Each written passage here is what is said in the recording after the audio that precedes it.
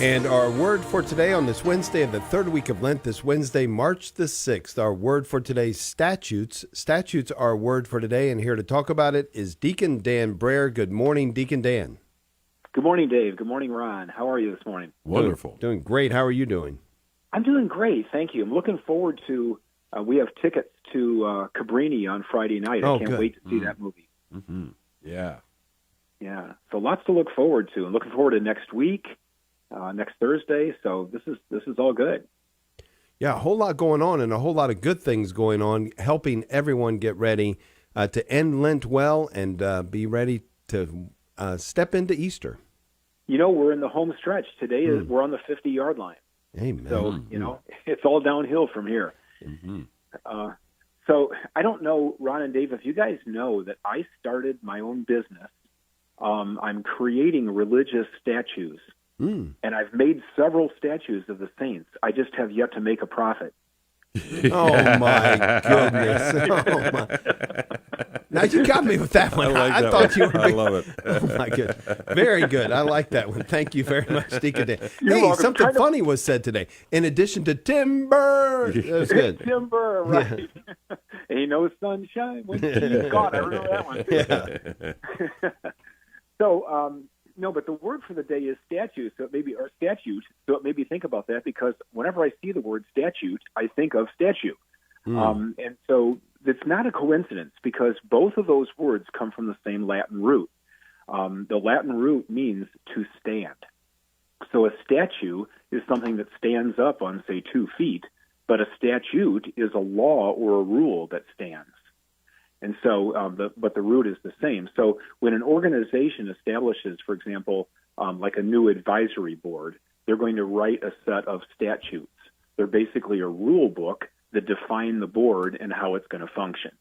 And so today, all 3 of our readings, and it's kind of one of those rare alignments where they all kind of fire on the same cylinders, they all talk about statutes and about commandments and about the decrees of God.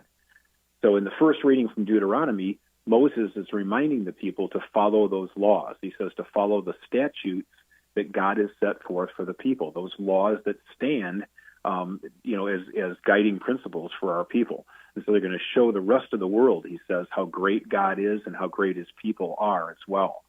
And then we get that same theme reflected in Psalm 147. It's a response to the first reading.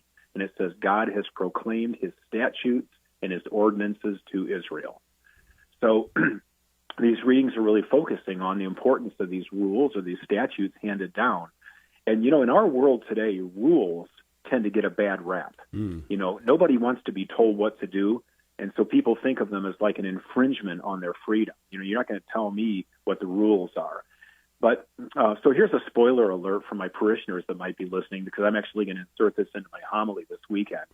But imagine if a student turns 16 years old and you say, okay, you're old enough to drive now, and you just hand them the keys. Say, okay, go to it. You can drive now.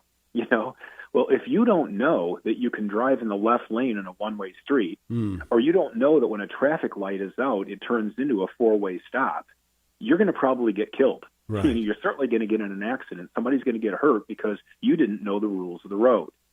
So those rules of the road are not established to infringe upon your freedom.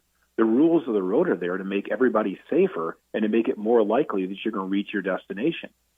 And so it goes with the statutes of God.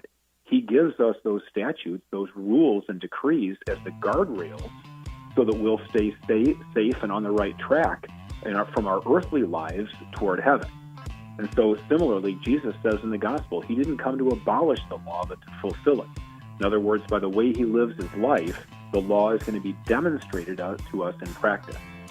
So we have to remember that this is about following those rules and decrees, not to restrict our freedom, but to keep us safer and to keep us on the path from earth toward heaven, which is what we're focusing on during Lent, is that whole issue of forgiveness, and reconciling our relationship to God on that path to heaven. That's going to be a great homily. Yeah, we want to hear the rest of that one. Thank you. I'm looking forward to it. The readings are really rich this weekend. So, All right, Deacon Dan Brahier, thank you so much. You're welcome. Thank you. Have a great week. Go make a profit. Yeah. Will do. Thanks, Deacon Dan. We'll be back tomorrow.